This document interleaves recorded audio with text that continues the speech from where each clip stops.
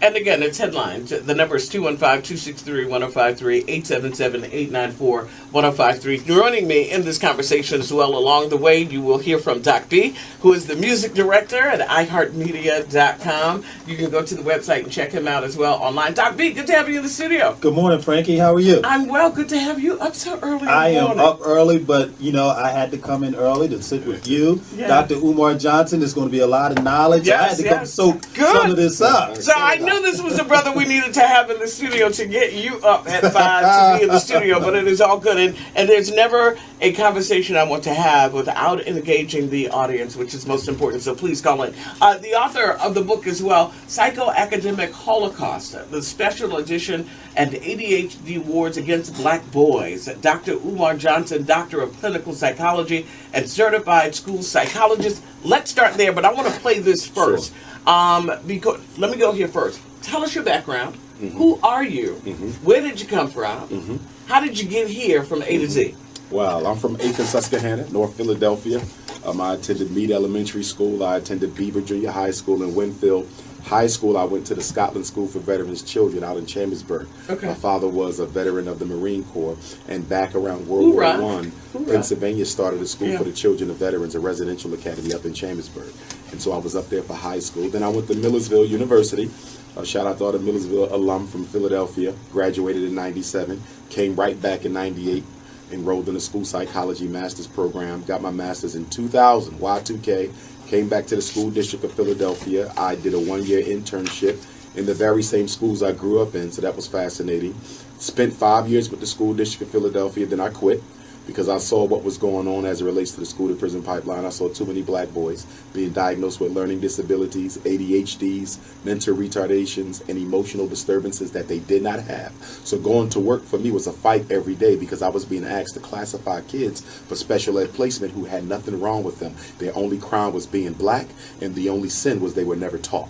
And so then after that, I went into private work, working for charter schools, which I still do now. I do a lot of special ed evaluations for charter schools around the city and state. I go to other states. I help train teachers, educational specialists, and principals. And then in 2010, things kind of changed for me. That's when I did the interview in Chicago, and I did a lecture in New York City. And within 24 hours, my life had transformed. I was like a household name out of nowhere as it related to my work in saving black boys. So I've basically been on the lecture scene for the past 7 years consecutively and internationally. And I'm probably one of the most, if not the most requested black scholar in America. All right. So we're going to talk some more about your academic background in just a little bit. One of the things you did seek to do was to create an environment for African American boys specifically, but girls as well. And your goal was to purchase St. Paul's as an HBCU grad. So sad to see a wonderful institution like that go under. And you seeked to purchase that property to create an environment that was conducive to education, specifically for those who are African American. Talk about that. Talk about the success or failure of that idea. And then I want to talk about what the resume background would be for someone if that dream is still alive for you to be working at a school that you would be interested in running. Certainly. The Frederick Douglass and Marcus Garvey Academy is a vision that I conceived of back in 2005 when I was assistant principal at a charter school here in Philadelphia. And I had found out by working as an assistant principal that I could affect the lives of children far more effectively as a school administrator than I ever could as a child psychotherapist. As a therapist, you might do 40 clinical hours, so that's 40 patients a week. 40.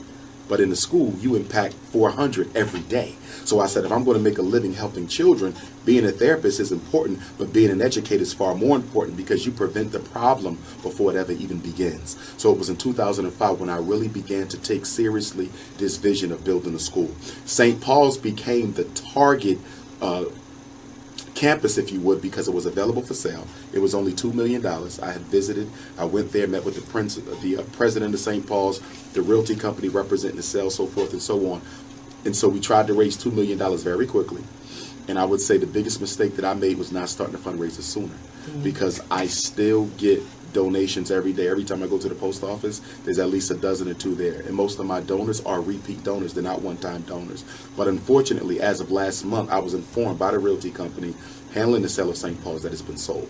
Wow. It's been sold to a white developer who I believe is going to tear part of the campus down and turn it into a residential area or a commercial zone. They're going to save some of the campus, but St. Paul's as we know it will no longer exist. Wow. So now I'm turning my sights and I'm just looking at purchasing a regular day school. We're going to start with a day school because you got to crawl Here in before you can Philadelphia? walk. Not necessarily. Okay. Philadelphia is an option, but I'm looking everywhere. I'll be speaking in Chicago on Saturday, so there's some schools in Chicago. I have a realtor that's going to show me around there. There's some schools in Baltimore I've been looking at. There's really not much in Philadelphia. Let me tell you what's happening, and it's happened in Detroit because I looked at some schools in Detroit just last week or the week before. Because inner city Black America has already been determined to be gentrified. White Americans are coming back to take the city back. So they have to be very careful not to let someone like me purchase a school right in the middle of a gentrification zone. And when you say somebody like you mean what? I mean an African American male who's very unapologetic, is not colorblind, understand what's being done to black folks, and is going to galvanize them around issues that are relevant to our success as a people.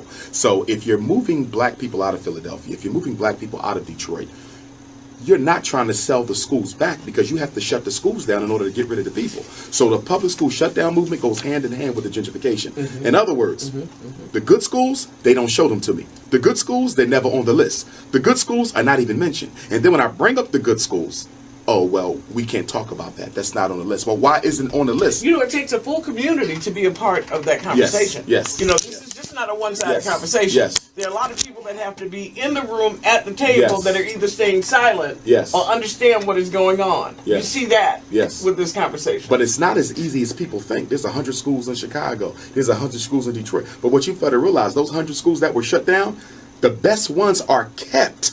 You can't even touch them. They will show you the worst of the worst. But the good ones you don't get because that's already locked up between the universities, the white developers, and the city. Let's talk about the resume process as well. Sure. When you open your school, here's a clip from one of your presentations, and this is the type of educator that you're looking for.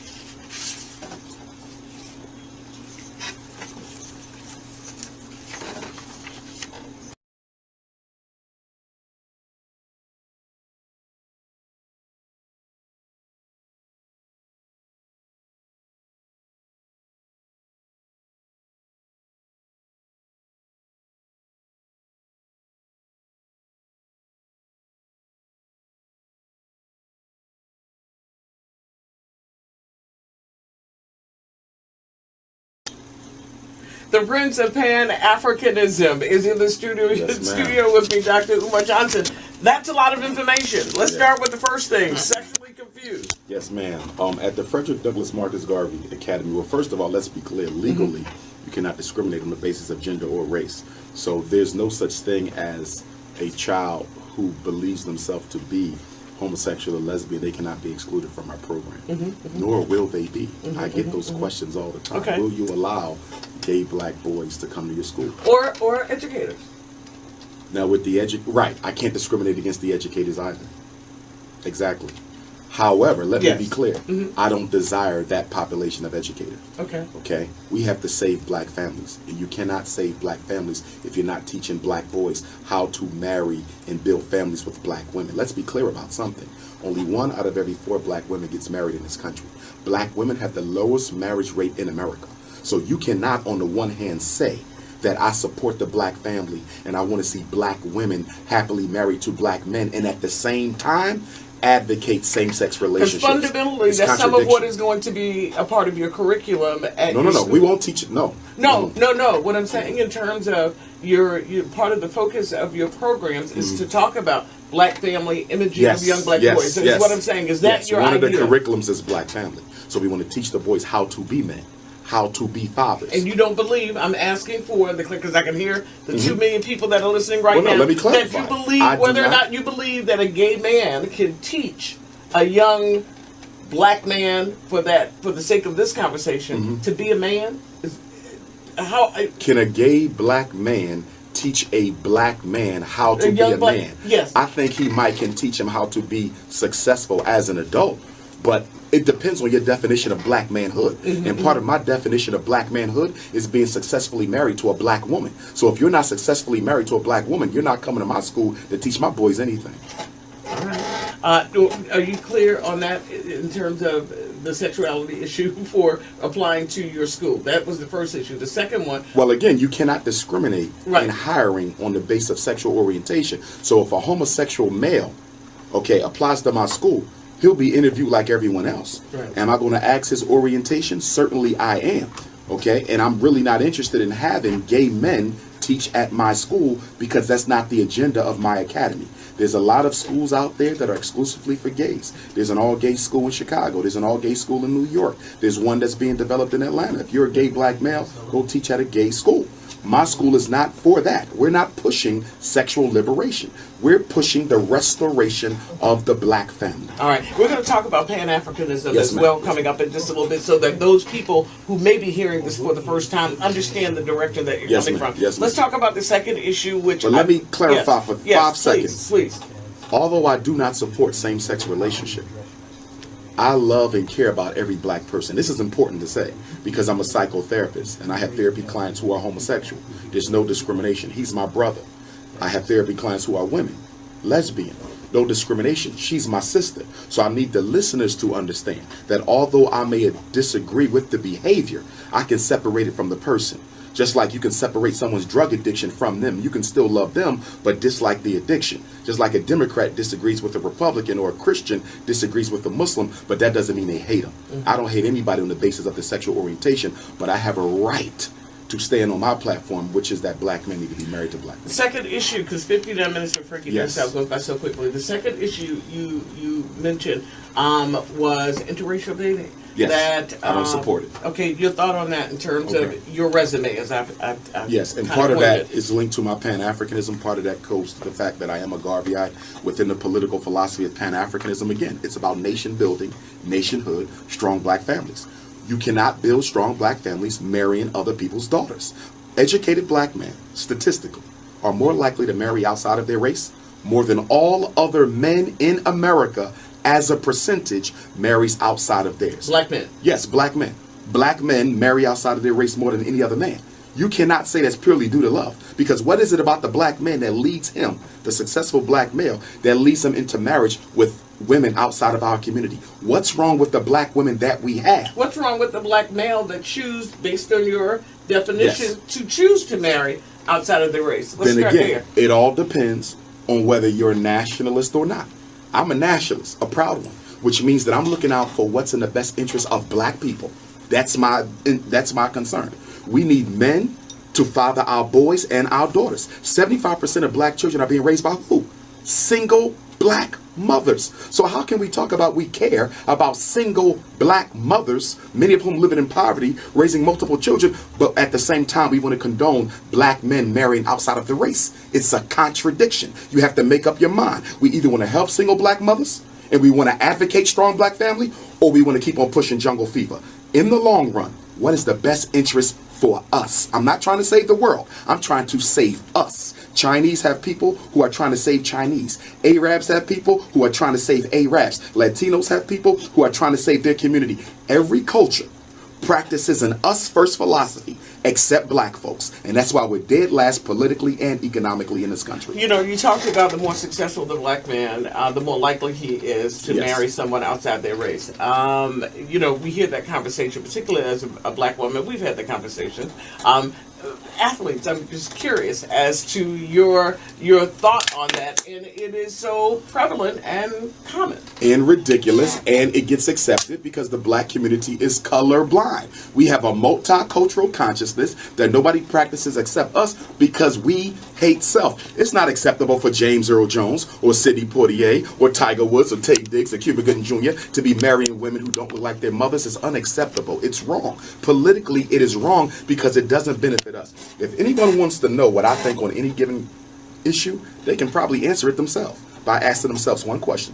Does this benefit the black community more than it hurts it, or does it hurt it more than it benefits? Interracial marriage, does it benefit us more or does it hurt us? Same-sex relationships, does it benefit us more or does it hurt us? You may be, you know, there are those that might say to you that this does not sound any different than what David Duke would say as it relates to... Good question. It sounds very different because David Duke is a white supremacist who believes that white people are intellectually superior to blacks. I don't teach racial superiority. I'm not a bigot in any form. I'm simply a nationalist who knows that my people are in trouble, and if we don't do something soon, we may not make it out of the 21st century. We got AIDS, we got miseducation, school to prison pipeline. 1 out of every 4 black boys getting a high school diploma. 2 out of every 4 black men are under some degree of supervision from the criminal justice system. Only 1 out of every 4 black women is getting married. We only own less than 1/2% of all the wealth in the United States. How can the people who gross $1 trillion only own a fraction of the wealth? Our wealth ownership in this country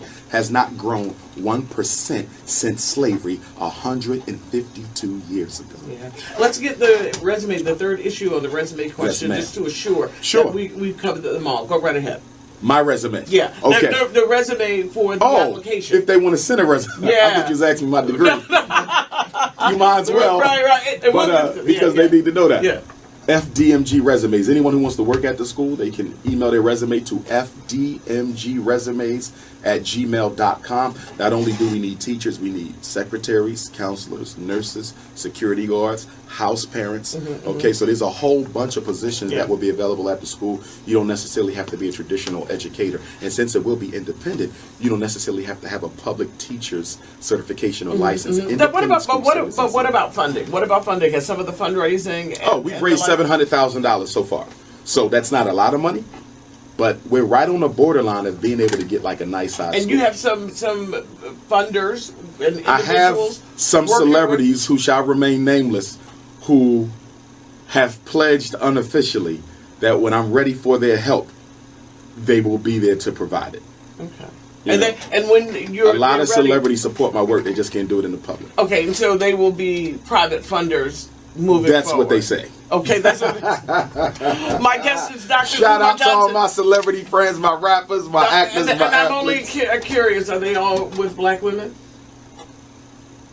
Yes, at least I know. Would you take the money from a professional athlete who's married to a Yes, I would, because the money for our kids and his talent. How I'm is gonna tell you why. Because his talent don't belong to him. His talent belong to us. He come from our race, so that money has black people's DNA all over it. But you would take his money, but he couldn't work at your school. Bingo. Really? That's right. Just keep it real. 7:26 is the time. Stephanie from Germantown is on the phone. Stephanie, thank you so much for your phone call, and of course, looking forward to talking with you. Good morning and welcome to Headlines. Good morning.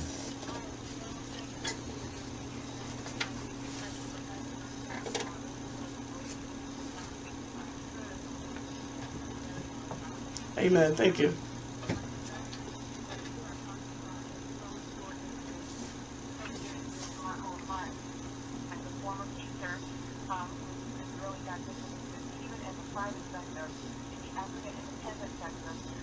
One of the things that I learned while I was there was that after 40 plus years of trying to do what you are trying to do, there has been no development of a system to codify the methodology to get to talking about. And I'm just wondering if you've given a lot of thought to that in terms of what your methodology will be. It sounds like you're talking about it going to school, which I understand before. But in terms of the curriculum development and the teaching methodology, you know, and so that this can be multiplied as we in order to have the effect that you're talking about. Could you speak to that? Yes, ma'am. Let me say that once we open up the first Frederick Douglass Marcus Garvey Academy, sister, we're then going to franchise it. So we ultimately have to have them all over the country. And as a Pan-Africanist, I'm going to say all over the world, because as someone who's spoken on every continent, I can say that there's no place I've been where African children are receiving the type of education that they need to have. We're going to franchise it. Now, there have been requests for me to put the curriculum out before I build the school, and I'm not going to do that. And the reason why I'm not going to do that is your curriculum is only as good as the people you have implementing it. It's like a treatment plan in therapy. If I give Doc B my treatment plan, but Doc B is not as good as a therapist as you, it'll look like my treatment plan was ineffective, but the truth of the matter is he was ineffective at implementing it. So it's not just the curriculum, it's having the personnel. In other words, if I have to choose between a good teacher and a poor curriculum, or a strong curriculum and a weak teacher, give me the strong teacher and the weak curriculum, because she will transform it. But no matter how great the curriculum is, if it's a weak teacher implemented, it will fail. So I have to show that it can work before I can let other people try it, because there will be attempts to sabotage my efforts. Dr. Umar Johnson is my guest. The vision is the Frederick Douglass Marcus Garvey Academy. Let's talk about this. We're going to take a break, coming back, and I'll give you an opportunity to respond to this question. But you talk about your lineage and your blood lineage to Frederick Douglass. Yes, ma'am. And there are those that challenged you on whether or not that's true. So hold that thought. You see that picture? I do see the That's picture. my We're going to family show it tree. online too. My name is on it, Right, and Frederick Douglass' name. go ahead and respond to it before. Sure, I'll respond to it. Yes. It's not a lot of people. It's a couple people who are distant blood relatives of mine who are jealous of my success. Period. When you say mine, when you say the Bailey family that has a family reunion every 2 years that I've been to multiple times. Why is my name on a family tree? Why is my father's name on a family tree? Why is my daughter's name on a family tree? My grand uncle, who lives here in Philadelphia, was part of the historical committee of the family. They know I'm related to Frederick Douglass. They're simply jealous. Let me focus on the contention. I'm not a direct descendant of Frederick Douglass. I'm a direct descendant of Stephen Bailey, the same Stephen Frederick talks about in his narratives. Stephen is Frederick's first cousin. Their mothers, Harriet and my 5 times great-grandmother Betty, were sisters. But Frederick and Stephen were also half-brothers because the slave master raped both mothers. So what they're saying is he's not a direct descendant of Frederick Douglass. That is correct. But I am kin because I descend through the loins of his brother and cousin. They're playing with words to confuse people.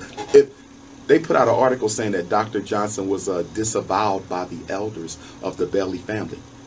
How could they disavow me if I'm not a relative? Next question. All right, we'll do that next question on the other side of this break. He is the author of Psychoacademic Holocaust, the Special Education and ADHD Wars Against Black Boys. We're going to go in hard on the other side of this break because I want to really take advantage of understanding, particularly educating, especially in inner cities, the challenges in cities like Philadelphia, Chicago, Detroit, Los Angeles, how tough it is to find a great education where you work and where you live in the neighborhood, and the challenges of literally getting to the schoolhouse door being an African-American young man, and the challenges that you face. We're going to talk about that next with Dr. Umar Johnson, taking your phone calls at 215-263-1053, 877-894-1053. It's Headlines on 105.3 WDAS.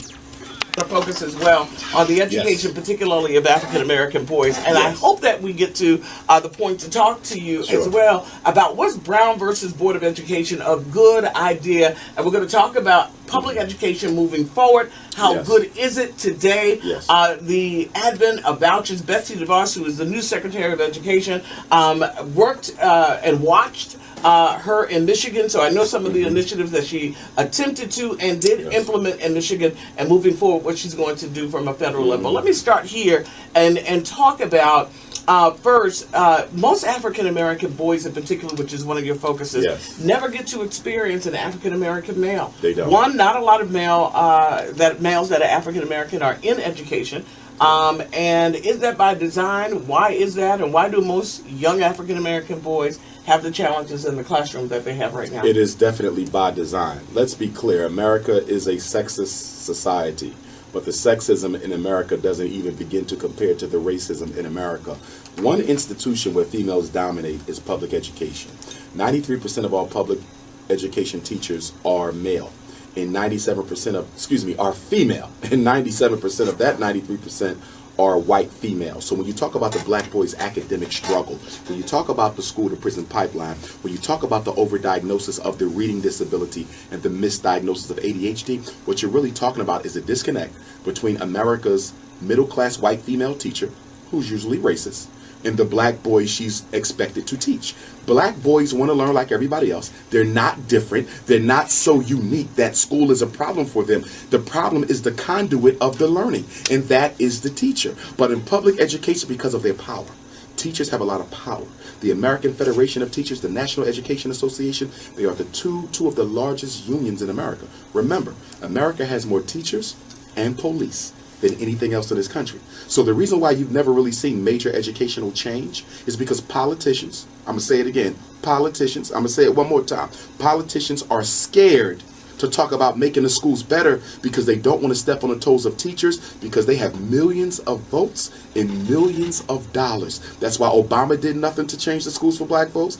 Trump really isn't going to do anything to change schools for black folks because you don't want to upset your teachers union. That's your votes and your money. Until you bring black men into the classroom to teach black boys, they will continue to struggle. Why are black men not in the classroom? Because the schools don't want them there. Why not? Schools, because the public education is a white female dominated institution. It has always been that way. It always will be that way. So there's no recruitment efforts? There is no recruitment.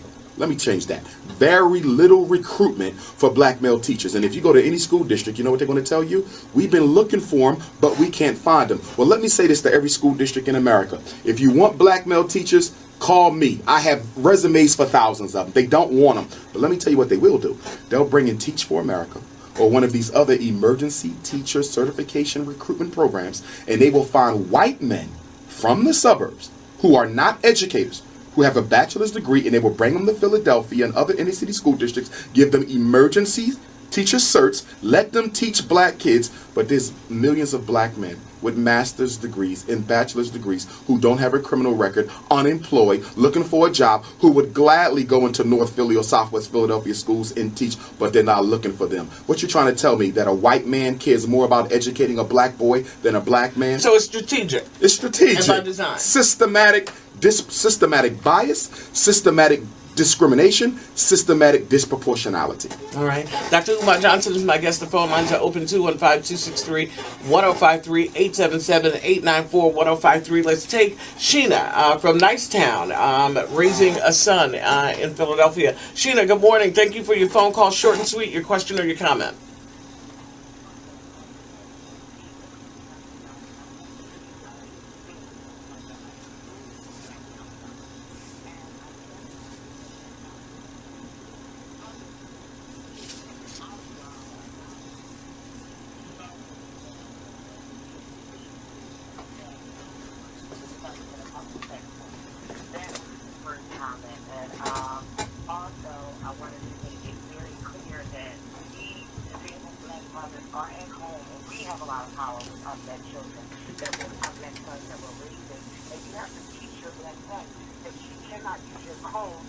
Bring her home. My son, we have those conversations at every forum. I believe that my son will be very successful black husband, and they will marry black females, because that's what I will stand for. That's right.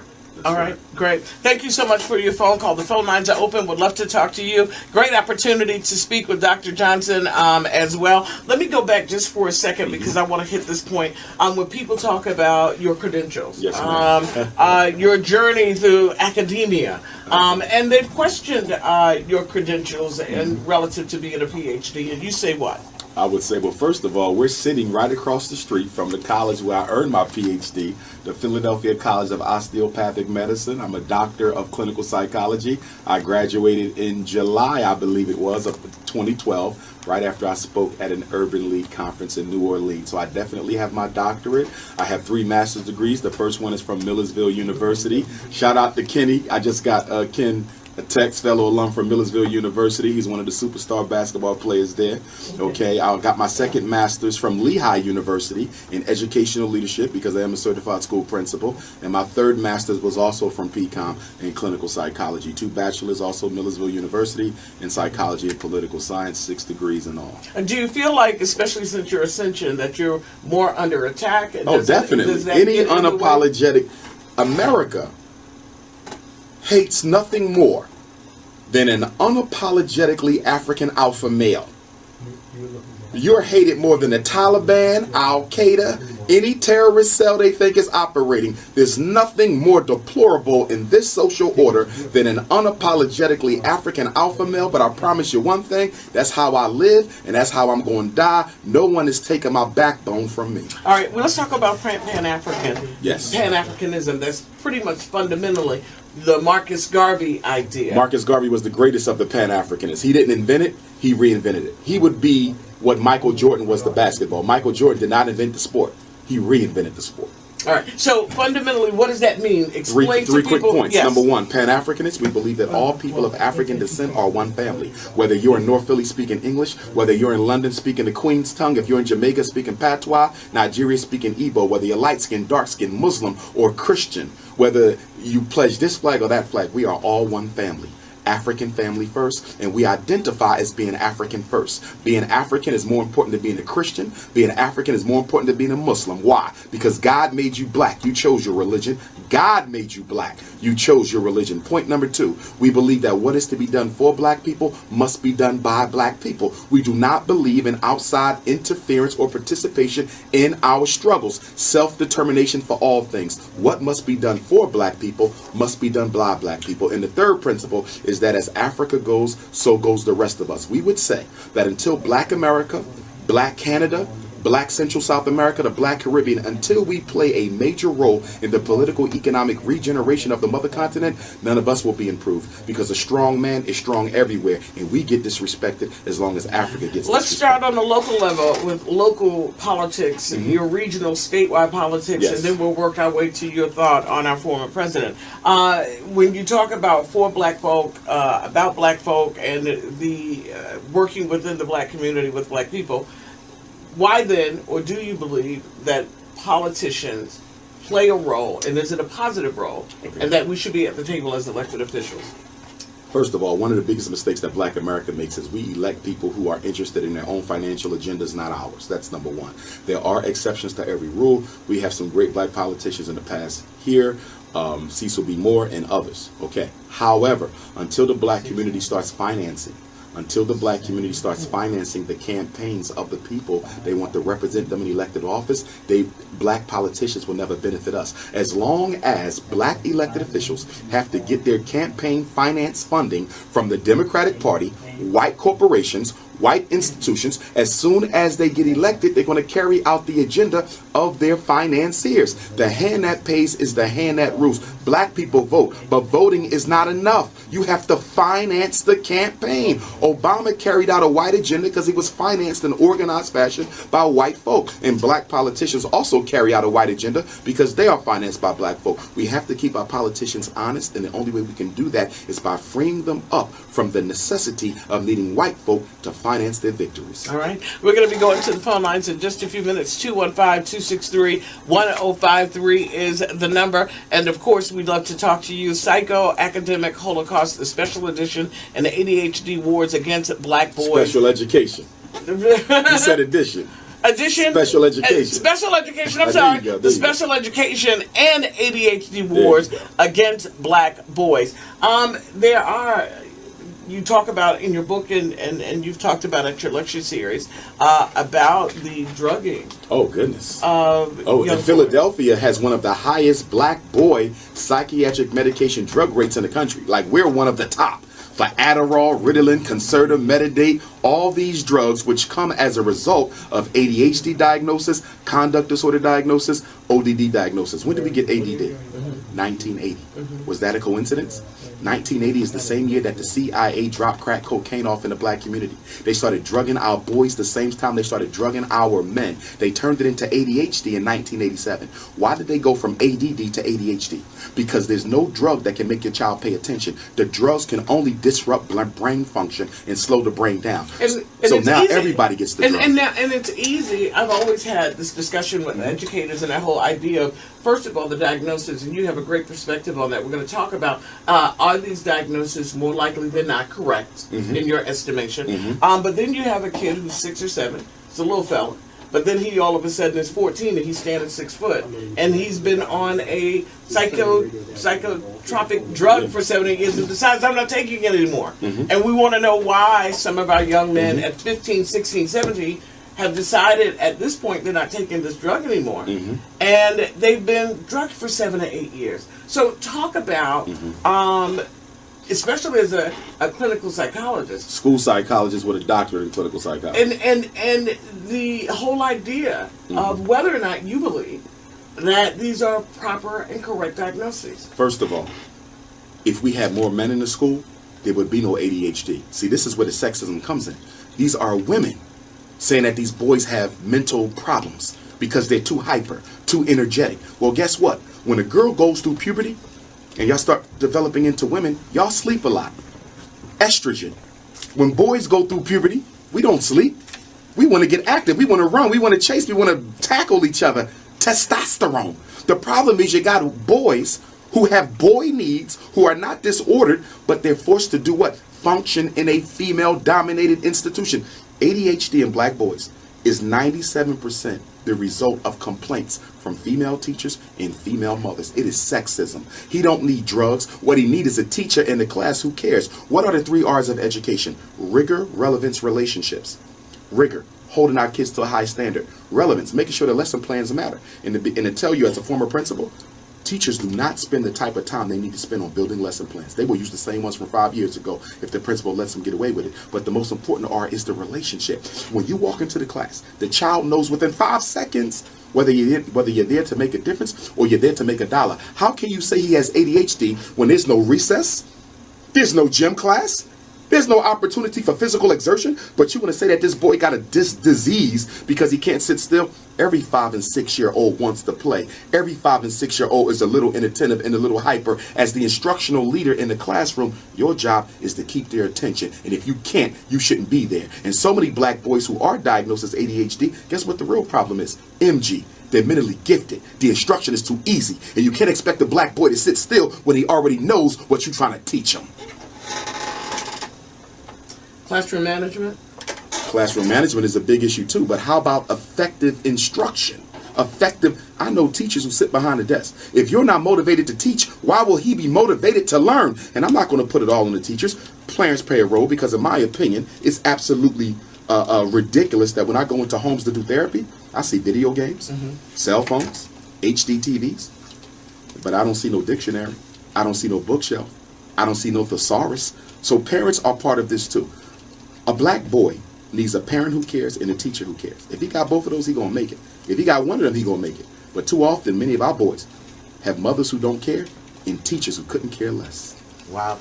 Dr. Umar Johnson is my guest. We're going to line 3. Steve from Roxborough is on the line. Good morning, Steve. Welcome to Headlines. Thank you, and I've been waiting on your phone call. It needs to be heard. It just really needs to be heard. But I just want to really quick give you my story. My son is 18-year-old, and I had him in Catholic school. His mom, he had to have a Catholic education. Well, seems like you just said, he was hyperactive. He was running around. He was a little boy. He had energy, so they wanted to label him. And I said, no, you can't. And I explained to my wife at the time, once they label you, the next thing they do is say they can't teach you. That's Once right. they decide they can't teach you, That's right. they incarcerate you. That's right. So I wouldn't go for it. I took my son out of that school. I put him in Mastery Charter down in South Philadelphia, where he had a couple deans that were African American men. Very good brother. Very good brother. my son is now a freshman at East Stroudsburg University, and he's doing great. Excellent. He's doing great. He needed, coming up, my father lived in a home, and I had an older brother, and when I went to high school, I had black men who taught the classroom, who controlled the classroom. So I thought to me, I think, listen, these kids need to be taught by people who look like them. Right. Real quick, let me say this real quick, Dr. Johnson. I so agree with you on everything you said. One point that I would like to make, and when a teacher doesn't have a vested interest in the community, she comes from outside of the community, so what goes on in that community doesn't really affect her. That's She right. just her ball That's right. That's right. Montgomery County, she doesn't care about that student or that community. That's right. In order for black kids to succeed, teachers need to come from that same community. That's right. Because that's how the community grows and builds and flourishes. But if I come from 30 miles away to make my $85 or whatever it is, and at 3 o'clock I'm... Yeah, but let me, Steve, I get you. And let me just, because as I'm listening, I get it. But when you want to educate your children, let me tell you something. That whether the young man is in North Philadelphia, South Philadelphia, whether he is in Wilmington, Delaware, or Trenton, and if I am hired to educate this young person, I don't care where you come from. I don't care what your social economic background is. I want to educate you now. So what we're talking about is whether or not somebody is trying to get a paycheck, Steve, or whether or not somebody is passionate about educating our young black children, period. So I'm not going to totally believe that. I get what you're saying, but I'm not totally going to continue to buy into this ideology. I do get it. When you worked in a community, and you know, when we were raised, I'm just about a year or two older than you are, Dr. Johnson. But we knew that Miss Liz on the block cared. We lived in the same community. We went to the same church. If you had older brothers and sisters, they went through the same school that you went to. But then all of a sudden, when we became a lot more socialized and dignified, we started to move into different kind of communities, and we don't have that neighborhood that we have. But I don't care where you live, what you drive, or what you do. If you come to that schoolhouse, first of all, Dr. Johnson, and believe that Timmy can read. Timmy has the potential to read. No matter where Timmy comes from, no matter what his challenges are, that you're willing to meet him at that schoolhouse door and do the best that you can each and every day to assure that he can believe, that he can read, and that he can be educated. I think part of it is that the perception is that when a lot of our young people come to the schoolhouse door, that the focus is not assuring that we're going to give them the best possible opportunity to succeed. I totally agree with you, and that's because there's no consequences for poor instruction. A lot of people don't realize this, but teachers have the greatest job satisfaction of any professional in America. Why? Because the unions have contracts with every school district in America that time on the job dictates tenure, not effectiveness on the job. After a teacher has been teaching in Philadelphia for 3 years, she was guaranteed to have her job for the rest of her life, no matter how poorly she can complete that job. She would have to do something extremely ridiculous to get fired, having sex with children or something to that effect. Outside of that, and you're talking to a former principal, you cannot fire a teacher. What do you believe is the teach. alternative to that? I'm going to tell you what the solution is. The solution is for black people to build their own schools. See, there's certain systems you cannot create. You're not allowed to have your own criminal justice system. You're not allowed to have your own legal system. The government does allow you to have your own educational system. Guess what? We spent $600 million on McDonald's in 2016. Black America spent $4 billion on malt liquor in 2016. $2 billion on Air Jordans in 2016. And black women spent $9 billion on their hair. With that type of money, every black child in America should have an independent school where they get the education that they're entitled to. You know what the problem is? It ain't the white folk, it's us. It's our priorities. How can you spend so much money on things that don't matter while allowing your children to go to a system every day that's designed to do only one thing: prepare our daughters for poverty and our boys for prison? All right. Dr. Umar Johnson is our guest, and you'll be able to go online as well to WDASFM.com. Please make sure that this is not going to be your last visit to Headlines. You have an open opportunity to sit in with us along the way as you look to build your school. How far away are you from that vision? We're hoping that that we get ready to wrap we up have a school by this August, and I'm hoping that the first day of school will be August 21st of 2018. Wow. Which happens to be my birthday, but also the anniversary of the Nat Turner War and the Haitian Revolution and the first day of slavery in America in 1619. So symbolically, have the school by this August 21st, open it up by the next one. Also want your listeners to know that they can donate by going to GoFundMe.com/Dr. Umar, GoFundMe.com/Dr. Umar. And if anyone needs to reach me, they can do it on the website, DrUmarJohnson.com. You can also call me on my phone, 215-989-9858. 215-989-9858. And just a quick plug, I'll be speaking in Newark, New Jersey tonight at the Greater Abyssinian Baptist Church, 88 Lyons Avenue, tonight in Newark for Black History Month. Doors open up at 4 o'clock. And then I'll be speaking at Morgan State University on Wednesday. Yes, we were talking about that beforehand. Yes, please say hello yes. to my alma mater. And that's a 7 o'clock program on Wednesday, free and open to the public. Wednesday, February 22nd. So make sure I post you can drive 90 miles to Newark tonight, or you can drive 90 miles to Baltimore on Wednesday. All right. Now listen, I want you to go online as well to WDASFM.com and go to my page. You'll be able to hear this entire interview in its entirety, and you'll also be able to see a copy of Dr. Umar's book. Do you have any other projects in the works? Yes, the National Independent Black Parent Association. Anyone listening to today's broadcast who would like to help us organize in Philadelphia or anywhere around the country, that's an organization we started in May, and we have about 30 chapters that we're working with now to organize parents in the 7 key areas of discipline, special ed, finance policy, social support, homeschooling, and parent advocacy. And then we have the Black Boy and Girl Black College and Consciousness Tour from Atlanta, June 28th to July 12th. It's an overnight tour, 14 days and 14 nights. Leaving Philadelphia? No, leaving Atlanta. So they would have to fly or drive, or they could put them on the bus and we pick them up, me and chaperone. So the parents don't have to bring them. And we're going to be taking them to historically black colleges in Georgia, North Carolina, South Carolina, Tennessee, Alabama, and then they also go to significant places in the black experience. We'll be taking them to the National Civil Rights Museum, Oyotunji African Village, Dr. King Center, the Selma African Holocaust Institute, Montgomery, Alabama Civil Rights Museum, George Washington Carver Museum at Tuskegee. So if anyone's interested, again, DrUmarJohnson.com or 215-989-9858. What do you want to share with us before we get ready to end the show? 1 hour goes by so quickly. I would say the biggest thing for us as a people, we have to start using our money as a weapon.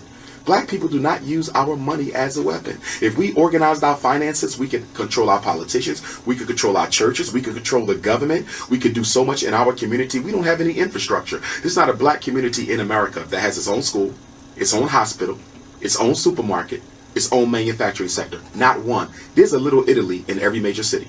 There's a Chinatown in every major city.